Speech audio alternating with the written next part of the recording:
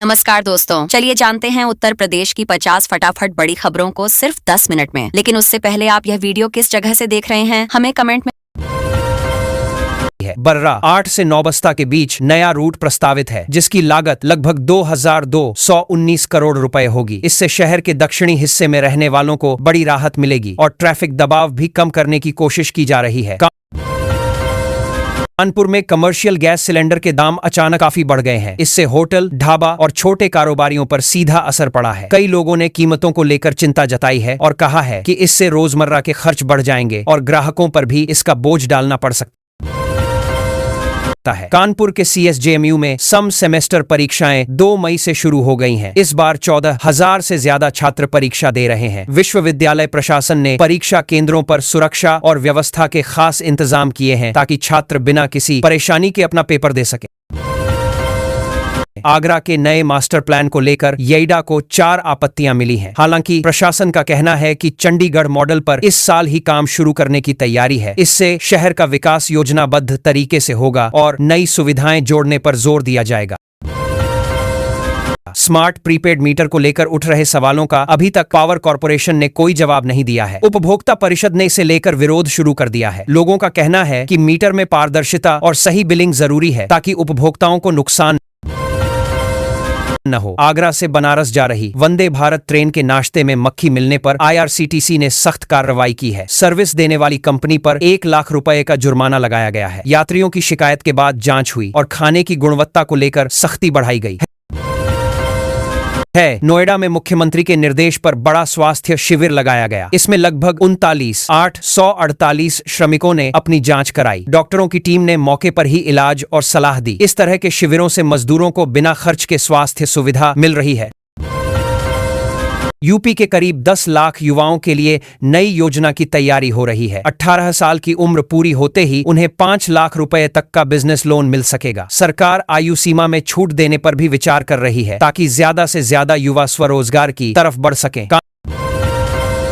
कानपुर मंडी में 1 मई 2026 के नए भाव जारी किए गए हैं। इसमें सोना, चांदी से लेकर दाल और अनाज तक की कीमतों में बदलाव देखने को मिला है। व्यापारी और ग्राहक दोनों ही इन नए रेट के आधार पर खरीद बिक्री कर रहे हैं। वंदे भारत ट्रेन में खाने की गुणवत्ता को लेकर एक और शिकायत सामने आई है। यात्रियों ने कटलेट में गड़बड़ी बताई और कुछ लोगों को उल्टी भी हुई। इसका वीडियो भी वायरल हुआ, जिसके बाद रेलवे पर खान पान व्यवस्था सुधारने का दबाव बढ़ गया है। प्रयागराज में LPG गैस की भारी किल्लत देखने को मिल रही है। बुकिंग के कई दिनों बाद भी सिलेंडर नहीं मिल पा रहा है। ऊपर से दाम बढ़ने के कारण घरों और होटलों दोनों पर महंगाई का असर साफ दिख रहा है। आउटसोर्स कर्मचारियों के लिए सरकार ने बड़ा फैसला लिया है। अब एक सेवा निगम बनाया गया है जिससे वेतन और छुट्टियों से जुड़ी समस्याओं का समाधान होगा। इससे कर्मचारियों को नियमित सुविधाएं मिलने की उम्मीद बढ़ी है। 2023 एक बड़े चोरी के मामले में फ्लिपकार्ट का कंटेनर गायब कर दिया गया। इसमें लैपटॉप, टैबलेट और मोबाइल फोन समेत करीब 90 लाख रुपए का सामान था। पुलिस मामले की जांच कर रही है और पूरे गिरोह को पकड़ने की कोशिश में लगी है। लखनऊ के जनेश्वर मिश्र पार्क में नया स्केटिंग ग्राउंड बनने के बाद बच्चों में काफी उत्साह दिख रहा है। रोज शाम को बड़ी संख्या में बच्चे यहां अभ्यास करने पहुंच रहे हैं। बच्चों ने मुख्यमंत्री का धन्यवाद किया और कहा कि अब उन्हें सुरक्षित अच्छा प्लेटफॉर्म मिला है जिससे वे खेल में आगे बढ़ सकेंगे और नई चीजें सीख पाएंगे। यूपी सरकार ने श्रमिकों के लिए बड़ा ऐलान किया है। हर पंजीकृत श्रमिक को 5 लाख रुपए तक का सुरक्षा कवच देने की बात कही गई है। इसमें दुर्घटना या संकट के समय आर्थिक मदद मिलेगी। मजदूरों को अब काम के साथ सुरक्षा का भरोसा भी मिलेगा और उनका भविष्य थोड़ा सुरक्षित नजर आ रहा है।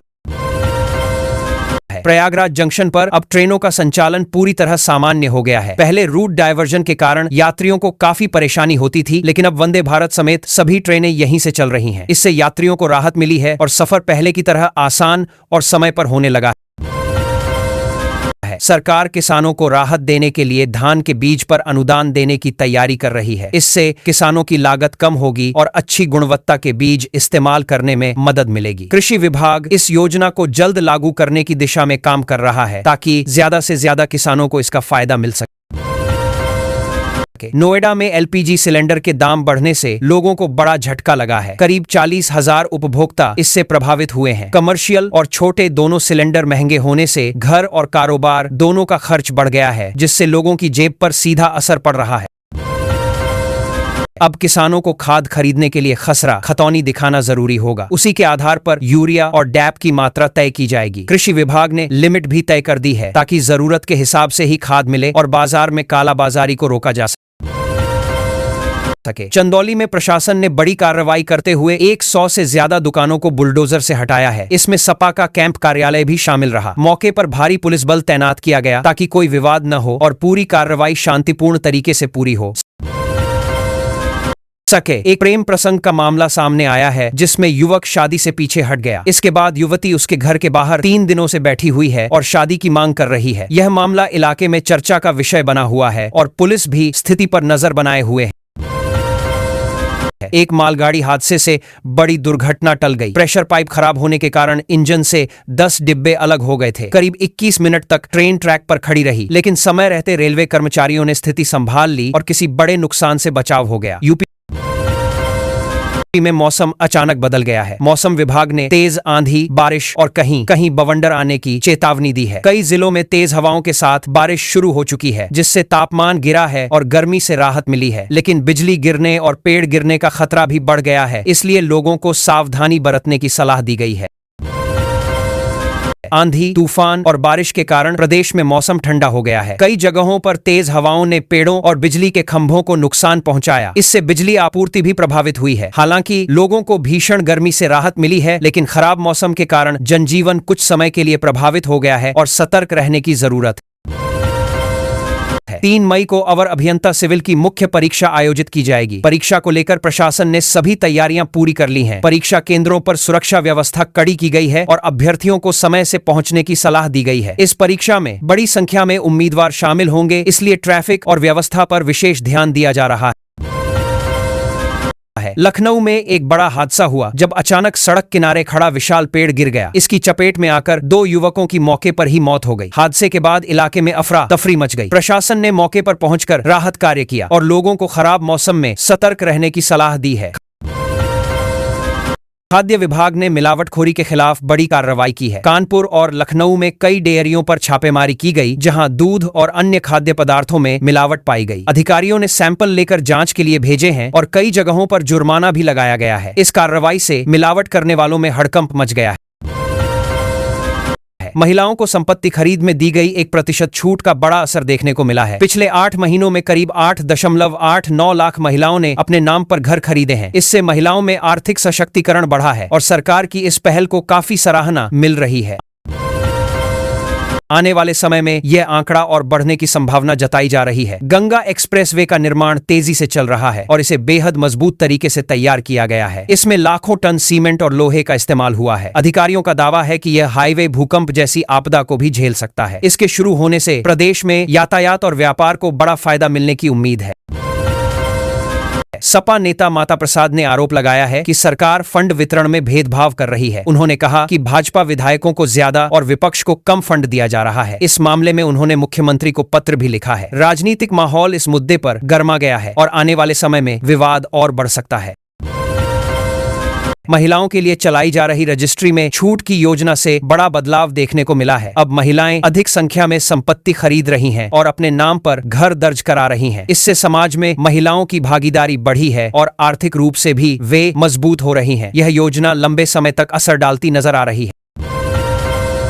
फतेहपुर में दुष्कर्म के आरोपी भाजपा कार्यकर्ता पर इनाम बढ़ाकर 1 लाख रुपए कर दिया गया है। पुलिस आरोपी की तलाश में लगातार दबिश दे रही है। साथ ही प्रशासन ने आरोपी के अवैध कब्जों पर बुलडोजर चलाकर सख्त संदेश दिया है। इस कार्रवाई से इलाके में कानून व्यवस्था को लेकर सख्ती साफ दिखाई दे रही है।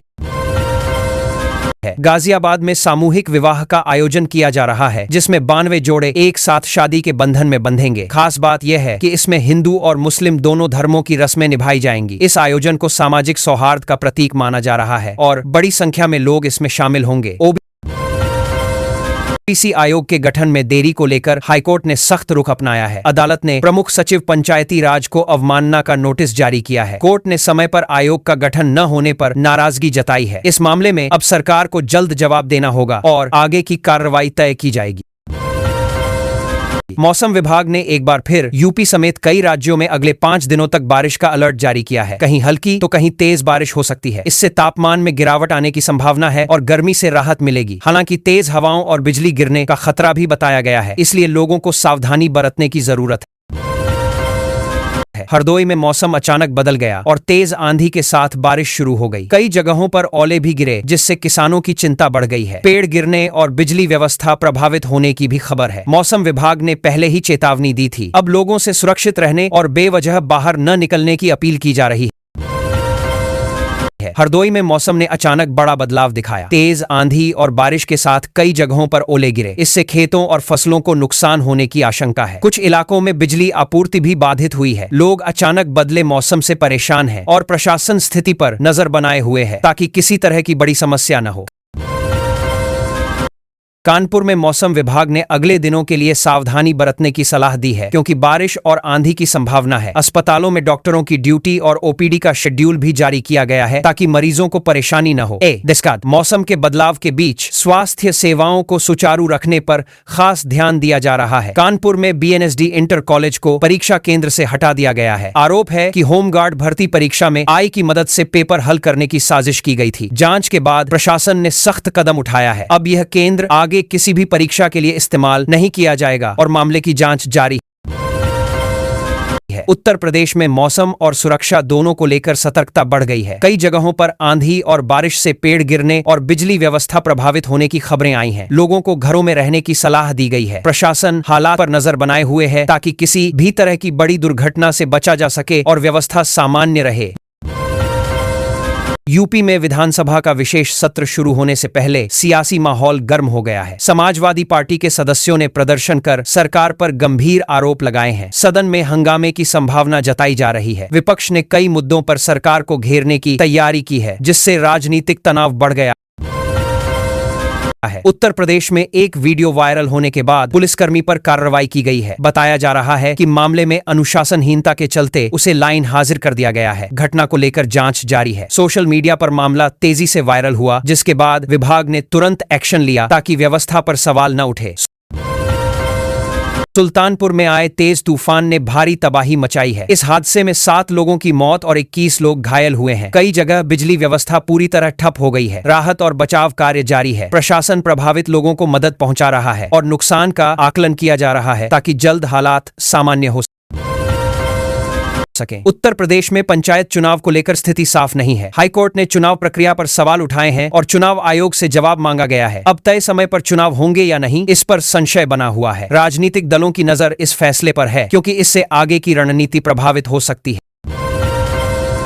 उत्तर प्रदेश में सहायक प्रोफेसर भर्ती प्रक्रिया शुरू हो गई है। बड़ी संख्या में युवाओं को रोजगार का अवसर मिलने जा रहा है। आवेदन और चयन प्रक्रिया को पारदर्शी बनाने पर जोर दिया जा रहा है। इससे शिक्षा क्षेत्र में नई नियुक्तियां होंगी और कॉलेजों में शिक्षकों की कमी को पूरा किया जा सकेगा। राज्य के मेडिकल कॉलेजों में अमृत फार्मेसी शुरू की जाएगी। इससे मरीजों को सस्ती दवाएं आसानी से उपलब्ध होंगी। सरकार का उद्देश्य स्वास्थ्य सेवाओं को आम लोगों तक पहुंचाना है। इससे इलाज का खर्च कम होगा और गरीब मरीजों को बड़ी राहत मिलेगी। योजना को जल्द पूरे प्रदेश में लागू करने की तैयारी है। गंगा एक्सप्रेसवे पर टोल दरों को लेकर जानकारी सामने आई है। कार से यात्रा करने पर लगभग 1800 रुपए टोल देना होगा, जबकि बस और ट्रक के लिए अलग अलग दरें तय की गई हैं। इससे यात्रा सुविधाजनक होगी, लेकिन लागत भी बढ़ेगी। यह एक्सप्रेसवे उत्तर प्रदेश की बड़ी विकास परियोजनाओं में शामिल है।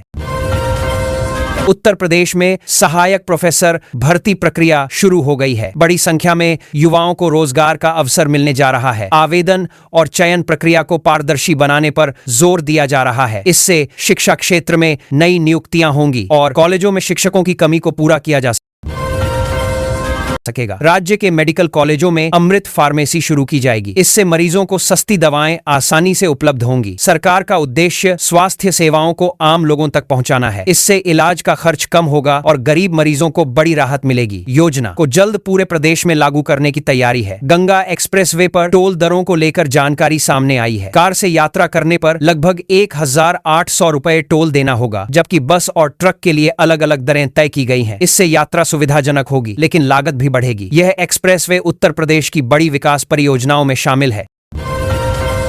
उत्तर प्रदेश में सहायक प्रोफेसर भर्ती प्रक्रिया शुरू हो गई है। बड़ी संख्या में युवाओं को रोजगार का अवसर मिलने जा रहा है। आवेदन और चयन प्रक्रिया को पारदर्शी बनाने पर जोर दिया जा रहा है। इससे शिक्षा क्षेत्र में नई नियुक्तियां होंगी और कॉलेजों में शिक्षकों की कमी को पूरा किया जा